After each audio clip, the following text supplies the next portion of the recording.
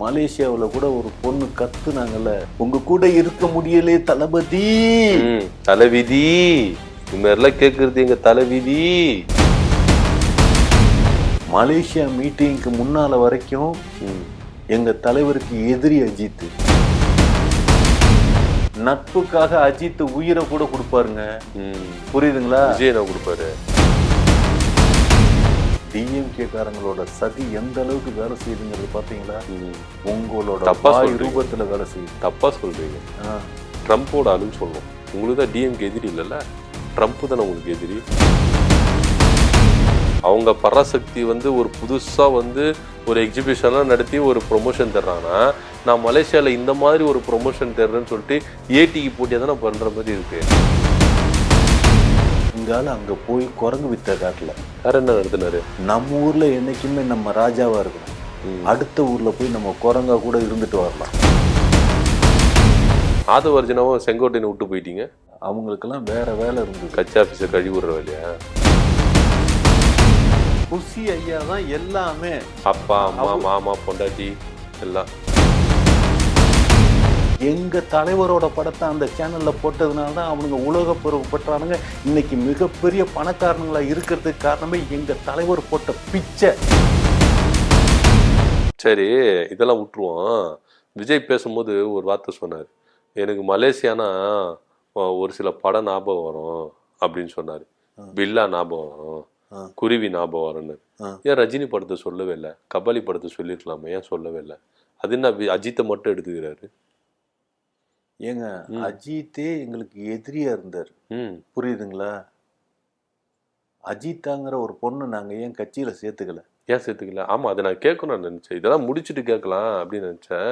நீங்களே அஜித்னு பேர் இருக்கிறதுனால அஜித்தா அஜித்து அஜித்தா அப்படின்னு பேர் இருந்ததுனாலயே நாங்க வேலைக்கு வச்சோம். ஓ, மலேசியா மீட்டிங்க்கு முன்னால வரைக்கும் எங்க தலைவருக்கு எதிரி அஜித்.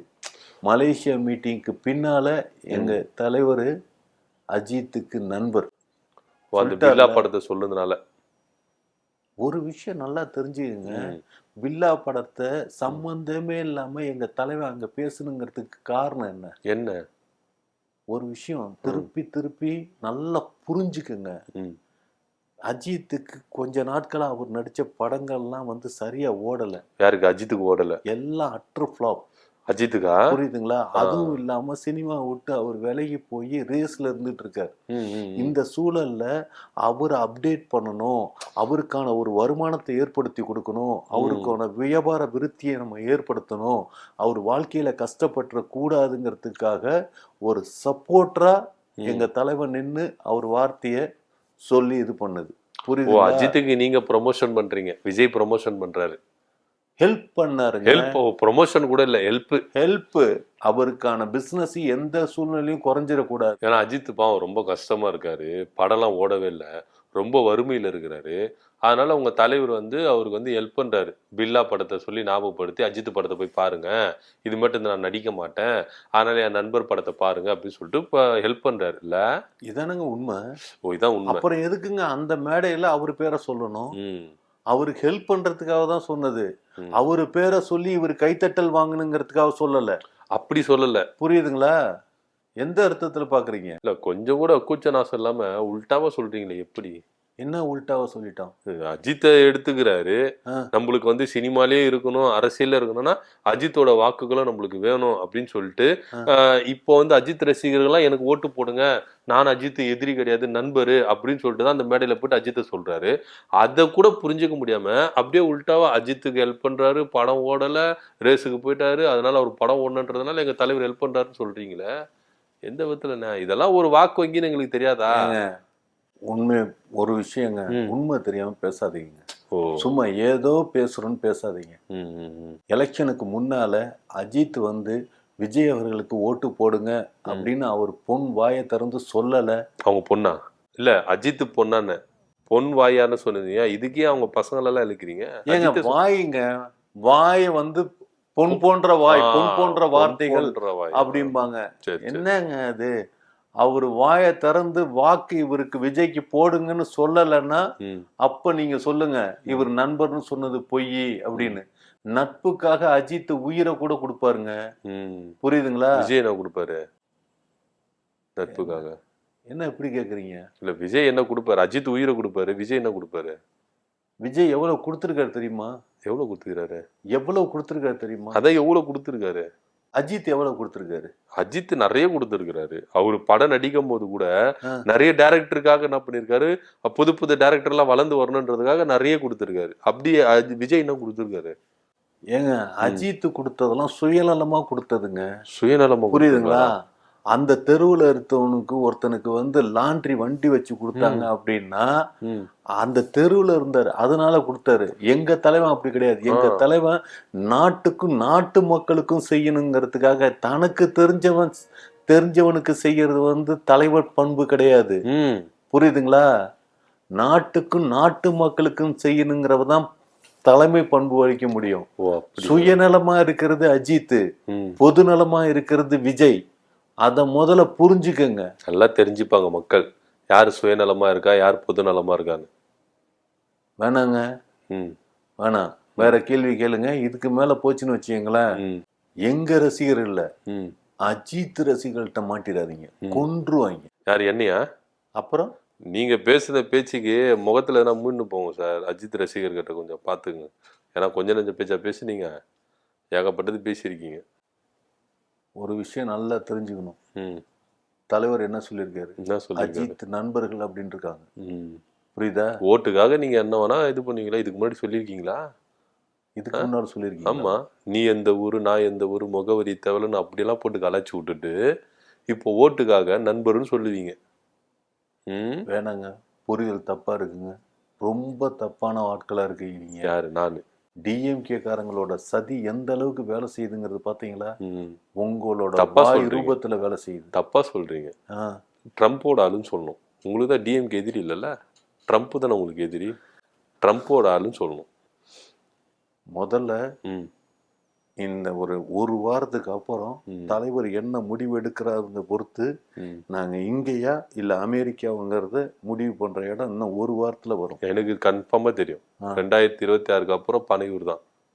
பாடமுகத்துக்கும் போக முடியாம, அரசியலுக்கும் போக முடியாம அந்த ஆபீஸ்குள்ளே தான் இருக்கணும். வேணாங்க, வேணாம். வேற மாதிரி நீங்க பேச ஆரம்பிச்சிட்டு இருக்கீங்க. வெற்றி கண்ணுக்கு முன்னால் தெரியும். எங்களோட திட்டங்கள்லாம் இன்னும் சொல்லவே இல்லை. சொல்ல ஆரம்பிச்சோம்னா அத்தனை ஓட்டு எங்களுக்கு தான். புரியுதுங்களா? ஓட்டையா? ஓட்டுங்கிற ஓட்டையா? ஓட்டா? என்னங்க, என்ன இல்ல அத்தனை ஓட்டையும் எங்களுக்கு தான். இந்த மாதிரி நானும் பெருசா ஓட்ட கொடுக்க போறவங்க போல இருக்குன்னு நினைச்சேன் நான். என்ன? ஹலோ, நான் தெளிவா தானே பேசுறேன். தெளிவா தான் சார் பேசுறீங்க, தெளிவா தான் இருக்கீங்க. அப்புறம் என்ன ஏதோ தெரியாத வார்த்தை? ஏன்னா உள்ள வரும்போது செக் பண்ணிட்டு தான் அனுப்பணும். ஹேங் ஓவர்ல இருக்கீங்களா? நான் தெளிவா தான் இருக்கீங்க, ஒன்றும் பிரச்சனை இல்லை, பேசுங்க. வேணாங்க, வேற கேள்வி கேளுங்க. சரி, ஓகே, வேற கேள்வி கேட்குறேன். அடுத்தது ஜனநாயகன் படத்தோட டைரக்டர் ஒருத்தர் பேசினார். என்ன பேசினாரு? ஜனநாயகன் படம் ரீமேக்கா, பார்ட் 2 வருதா, அப்படி வருதா, அப்படி வருதா, நிறைய பேச்செல்லாம் பேசுனாங்க. அப்படிலாம் ஒன்றும் கிடையாது, இதுல எல்லாமே இருக்கு. பாட்டு வேணுமா பாட்டு இருக்கு, சாங்கு வேணுமா சாங் இருக்கு. எனக்கு பழசு ஞாபகம் போச்சு. என்ன பழசு ஞாபகம்? வாரிசு படத்துல சாங் இருக்கா, சாங் இருக்கு. மியூசிக் இருக்கா, மியூசிக் இருக்கு. டான்ஸ் இருக்கா, டான்ஸ் இருக்கு. ஒரு ப்ரொடியூசர் சொன்னாரு பாருங்க, அது ஞாபகம் போயிடுச்சு. அந்த மாதிரி போயிடுச்சு. சரி, அது மாதிரி தானா இவங்க ஜனநாயகன் பராசக்திக்கு வார்னிங் கொடுக்குறாங்களோ? எங்க நல்லா ஒன்று தெரிஞ்சுங்க, பராசக்தி அப்படிங்கிறது ஹிட் அப்படிங்கிறது ஒத்துக்கிறீங்க? சிவகார்த்தியின் பராசக்தி ஹிட்னு இப்பயே ஒத்துக்கிறீங்க? நல்லா ஒன்று தெரிஞ்சுக்கணும், கலைஞரோட பராசக்தி மட்டும்தான் ஹிட்டு. மற்ற எந்த பராசக்தி வந்தாலும் அது பார்க்காத சக்தி ஆயிரும், அது அட்ரு ஃப்ளாப். புரியுதுங்களா? கலைஞரோட பராசக்தி தவிர வேற எந்த படமும் அட்ரு ஃப்ளாப் தானே, ஹிட்டு கிடையாது. தூய சக்தி பராசக்தி தான் அடிக்கணும்னு ஒத்துக்கிறீங்க? கலைஞர் பராசக்தி நான் கேட்குறேன். தூய சக்திய கலைஞர் பராசக்தி அடிச்சு தூக்கிறோம். ஏங்க பழச விடுங்க, புதுசா பேர் வச்சுக்கிட்டு போர்வை புத்திட்டு வர்றாங்கல்ல, அத பத்தி பேசுங்க. புரியுதுங்களா? இப்ப ஜனநாயகத்தோட ரிலீஸ் ஆக போறது எந்த பராசக்தி? எந்த பராசக்தி? அது பராசக்தியே இல்ல, தீய சக்தி. அந்த கட்டமைப்பு எது, அந்த திமுகவோட கட்டமைப்புக்குள்ளார ஒரு படத்தை உருவாக்கி அந்த படத்தை எங்களுக்கு நிகரா நிப்பாட்டுறோம்னு பாக்குறாங்க. அப்ப ஏன் பயப்படுறீங்க? பயப்படுறோமா? அவங்க பயந்துகிட்டு தியேட்டர்லாம் கொடுக்கறதுக்கு மூடாம அப்படியே திணறாங்க. இல்லையா, அவங்க பராசக்தி ஒரு புதுசா ஒரு எக்ஸிபிஷன்லாம் நடத்தி ஒரு ப்ரொமோஷன் தர்றாங்கன்னா, நான் மலேசியால இந்த மாதிரி ஒரு ப்ரொமோஷன் தர்றேன்னு சொல்லிட்டு ஏடிக்கு போட்டியா தானே பண்ற மாதிரி இருக்கு. ஏடிக்கு போட்டி இல்லைங்க, நல்லா ஒன்று தெரிஞ்சுக்குங்க. அதே ஃபங்க்ஷனு மலேசியாவில் நடத்தின ஃபங்க்ஷனை இங்க நடத்த விடுவானுங்களா? ஒரு நேடு ஸ்டேடியத்துல இது கொடுப்பானுங்களா? ஒரு பீச்சில் கொடுப்பானுங்களா? பண்ணதே கிடையாது, எங்கேயும் கொடுக்க மாட்டானுங்க. எல்லாமே தடுப்பு செயல்கள் நடந்துட்டு இருக்குது. அரசாங்கத்தோட நேரடி எதிரியா நினைச்சுக்கிட்டு இருக்கிற இடத்துக்கு நோத்திட்டாங்க. புரியுதுங்களா? இங்க நடத்திருந்தா கல்லா கட்டி இருக்க முடியாது உங்களால. அங்க மலேசியால நடத்துன்னு சொல்லிட்டு சூப்பரா கல்லா கட்டிக்கிறீங்க. கல்லா கட்டணும்? ஆமா, ஒரு டிக்கெட் விலையே 25,000 12,000 வித்தீங்களாமே. அவ்வளவும் கொடுத்து பாக்குறானுங்களே. அதுதான் கல்லா சூப்பரா கட்டிக்கிறீங்க. இங்க தான் கட்டியிருக்க முடியாது. கட்டிக்க முடியாதுன்னு இல்ல, மக்களோட காசெல்லாம் டிஎம்கே கட்சிக்காரன்ட்டு இருக்குங்க. அவங்கள்ட்ட இருக்கிற காசை நம்ம எப்படி வாங்க முடியும்? நம்ம மக்களுக்கு நல்லது செய்யணுங்கன்னா இங்க வைக்க கூடாது. மக்கள்கிட்ட காசு இல்லைங்க. அப்ப ஃப்ரீயா நடத்த வேண்டியதானே? பஞ்ச பராதியா இங்க நடந்துகிட்டு இருக்கு. மலேசியால ஃப்ரீயா நடத்த வேண்டியதானே? மலேசியா இருக்கிறவன்ட்ட காசு இருக்குதுங்க, அந்த மக்கள்கிட்ட காசு இருக்குது. கொள்ளையடிக்கிறதுக்கு அங்க வச்சோம், கொள்ளையடிக்கிறதுக்கு. கொள்ளையடிக்கிறோமா? அங்க காசு இருக்குது, அதனால இங்க இருக்கிற மக்கள் பிச்சைக்காரனா இருக்கான், இவன் வக்கத்தவனா இருக்கான். அங்க இருக்கிறவன் எல்லாம் வச்சிருக்கான். வச்சிருக்கவன்ட்ட வாங்குறது முக்கியமா, கொள்ளையடிக்கிறங்கிறீங்க? என்ன வீடு பூந்து கொள்ளையாங்க அடிச்சோம்? இது ஒரு வகையில கொள்ளை தானே. என்ன கொள்ளை? தலைவன் ஆடி காட்டினான்ல, அந்த ஆடி காட்டினதுக்கு எத்தனாயிரம் கொடுக்கலாம் தெரியுமா? எத்தனாயிரம் கொடுக்கலாம்? அதான் குத்தாங்க போல இருக்க. தெரியுதுல்ல? அவனை சந்தோஷப்படுத்துற விஷயம் அத்தனையும் நடந்திருக்குது. ஒரு மனிதன் பண்ண மாட்டேங்கிறாரு. அது ஏன் இங்க தமிழ்நாட்டுல பண்ண மாட்டேங்கிறாரு? இங்க அப்படியே முருன்னு வச்சுக்கிறாரு மூஞ்ச. எந்த ஒரு ஆடி லஞ்ச்லயும் சரி உருன்னு வச்சுக்கிறாரு, ஒரு குட்டி கதை சொல்றாரு, போயிட்டே இருக்கிறாரு. ஒரு டான்ஸ், ஒரு மூமெண்ட் கூட பண்ண மாட்டேங்கிறாரு. தமிழ்நாட்டு மக்கள்லாம் உங்களுக்குன்னா என்ன என்ன நினைச்சிட்டீங்க? ஒரு விஷயம் நல்லா புரிஞ்சுக்குங்க. எங்கால அங்க போய் குரங்கு வித்த காட்டல. வேற என்ன நடத்தினாரு? குரங்கு வித்து தானே ஆடினாரு. அங்க போய் காட்டினா இது உழுவுது, இங்க காட்ட மாட்டேங்கிறாருங்கிறது. புரியுதுங்களா? நம்ம ஊர்ல என்னைக்குமே நம்ம ராஜாவா இருக்கணும். அடுத்த ஊர்ல போய் நம்ம குரங்கா கூட இருந்துட்டு வரலாம். ஓகே ஓகே, புரியுதுங்களா? எப்படி எங்க எப்படி இருக்கணுங்கிறது எங்க தலைவனுக்கு தெரியும். எங்க ஆடணும், எங்க ஆடக்கூடாது, எங்க பேசணும், எங்க பேசக்கூடாதுங்கிறது எல்லாமே எங்க தலைவனுக்கு தவிர வேற எவனுக்கும் தெரியாது. ஆனா ஓவரா ஆடக்கூடாதுன்னு சொல்றீங்க. சுத்தமாவே ஆடலையே, அப்புறம் என்ன ஓவரா ஆடக்கூடாது? இல்ல 26க்கு ரொம்ப ஆடி நிக்கிறாரு, ஆட வேணான்னு சொல்லுங்க, அடங்கி உட்கார வச்சிட போறாங்க. வேணாங்க, நான் மறுபடியும் சொல்றேன், வேற கேள்வி கேளுங்க. அது எப்படி சார்? ஒரு கேள்வி கேட்டா அதுக்கு பதில் சொல்லாம ஒரு உழப்பிட்டு அடுத்த கேள்வி போங்க அப்படின்னு ஸ்கிப் ஆகி போடுறீங்க. ஏங்க, அடுத்த கேள்வி கேளுங்க. அடுத்த கேள்வி கேளுங்க. சரி கேட்கறேன், அடுத்த கேள்வி கேட்கறேன். இதுக்குன்னா ஒழுங்கா பதில் சொல்லுங்க. விஜய் போனாரு, ஓகே. புஷியானந்த் எதுக்கு போனாரு? அருண்ராஜ் எதுக்கு போனாரு? ராஜ்மோகன் எதுக்கு போனாரு? ஈரோடு மாவட்ட செயலர் எதுக்கு போனாரு? ஒரு கட்சி பட்டாளத்தையே கூட்டிட்டு போயிருக்கீங்களா, ஏன் எதுக்கு? ஒரு விஷயங்க, நாளைக்கு கட்சியில யாரையும் நம்ம ஒரு ஈகோவா கிரியேட் பண்ணிடக்கூடாது. நம்மள தலைவர் கூட்டிட்டு போகாம விட்டுட்டாரே அப்படிங்கிற மனஸ்தாபம் யாருக்கும் வந்துடக்கூடாது. ஆதவர்ஜனாவும் செங்கோட்டையனை விட்டு போயிட்டீங்க. அவங்களுக்கெல்லாம் வேற வேலை இருந்ததுங்க. என்ன வேலை? புரியுதுங்களா? அவங்களுக்கெல்லாம் வேற வேலை இருந்தது. கட்சி ஆபீஸை கழுவி விடுற வேலையா? கட்சி ஆபீஸை கழுவி விடுற வேலையா? அப்ப செங்கோட்டையன் என்ன டாய்லெட் கழுவிட்டு இருக்காருன்னு சொல்றீங்களா? யாருக்கு தெரியும்? யாருக்கு தெரியும்? ஏங்க, ஒரு பெரிய மனுஷனை புஷியானந்த கூட்டின்னு போறீங்க. உங்க தமிழ்நாட்டுல அரசியலுக்கு வாழ்வு தர்றது அவரு தான். அவரை போய் கூட்டின்னு போகாம அவரை கைட்டி விட்டு போயிட்டீங்க. ஏங்க, புஷியானந்தங்கிறது எங்க தலைவருக்கு ஆல்மோஸ்ட் என்ன சொல்றது, எப்படி சொல்றது, ஆளினால் அழகுராஜான்னு சொல்லுவாங்கல்ல. ஆமா, புரியுதுங்களா? மேல இருந்து கீழே வரைக்குமே அவரு தாங்க. இது விஜய்க்கா? மேல இருந்து கீழே வரைக்கும் புஷி ஐயா தான் எல்லாமே. விஜய்க்கு எதுவுமே அப்பா அம்மா மாமா பொண்டாட்டி எல்லாம்.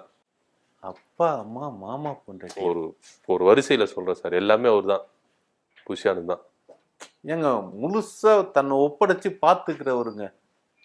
அத முதல்ல நல்லா தெரிஞ்சு. புஷியானந்த் குடும்பத்துல அவங்க ஒய்ஃப்ல கேட்க மாட்டாங்களா?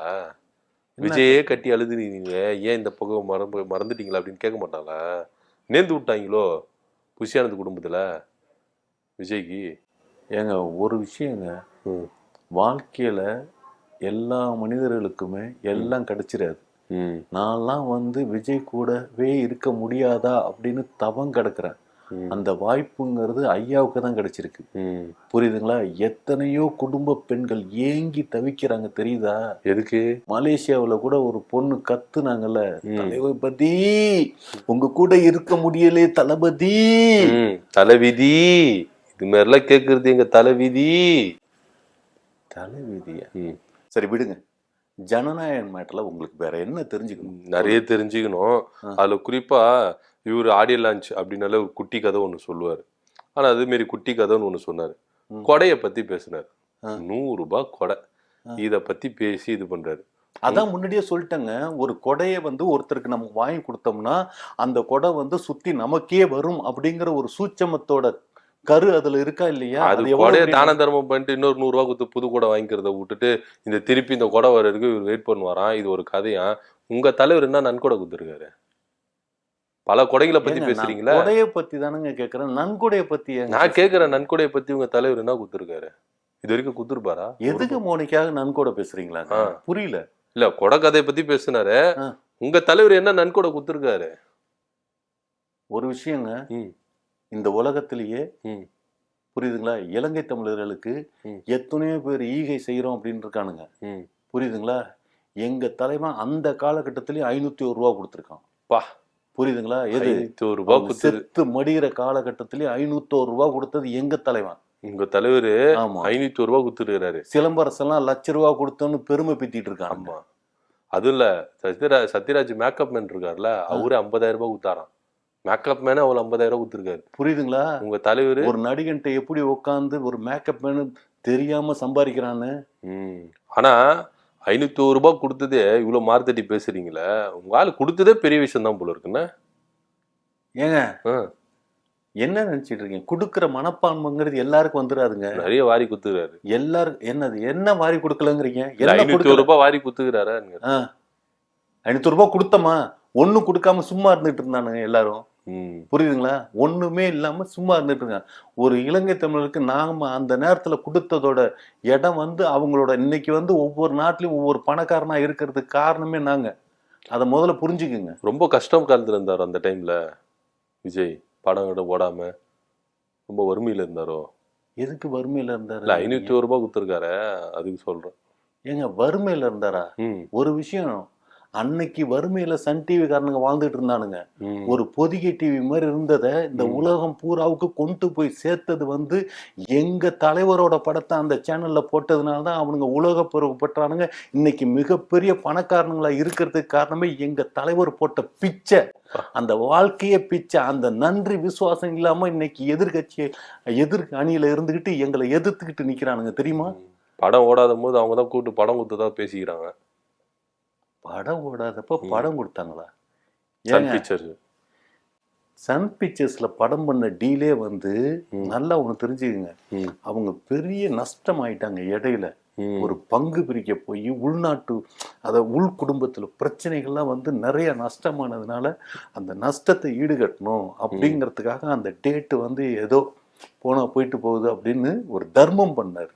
அந்த தர்மத்துக்காக டேட் கொடுத்தது. தர்மம் பார்ட் 2 போல இருக்கு. பார்ட் 1 அஜித், பார்ட் 2 வந்து சன் பிக்சர். என்ன தர்மம்? இல்ல இதுக்கு முன்னாடி சொன்னீங்களே, அஜித் வந்து படம் நடிக்காம கார் ரேஸுக்கு போயிட்டாரு, எங்க தலைவர் பில்லா படத்தை பத்தி மலேசியால பேசினாரு. சொல்லி முடிச்ச விஷயத்த மறுபடியும் பேசிட்டு இல்ல, அதுக்கு கனெக்ட் பண்ண சார், வேற ஒண்ணும் இல்ல. ஏங்க சன் டிவி குடும்பங்கிறது தனி, அஜித்தோட வாழ்க்கைங்கிறது தனி. அதையும் இதையும் லிங்க் பண்ண எங்க தலைவர் எல்லாருக்கும் தர்மம் பண்ணிருக்காருங்க. ஆனா உங்க ஆள் தான் தர்மம் பண்ண மாட்டாரு யாருக்குமே. எங்கால் தர்மம் பண்ணிருக்காருன்னு சொல்றேன், தர்மம் பண்ண மாட்டாரா? இல்ல, இலங்கை தமிழருக்கு வந்து 500 ரூபாய் கொடுத்தாரு, அதை பத்தி சொன்னேன். எவங்க கொடுத்தான்? எவன் கொடுத்தான்? ஏங்க ஒரு விஷயங்க, எப்படிதான் உங்களுக்கு எல்லாம் சொல்லி புரிய வைக்கிறதுனே தெரியல. கொடுக்கறது பெரிய மேட்டர் இல்லைங்க, அந்த மனசை பாருங்க. மனசு இருக்கணும், கொடுக்கணுங்கிற மனசு இருக்கிறப்ப இப்படி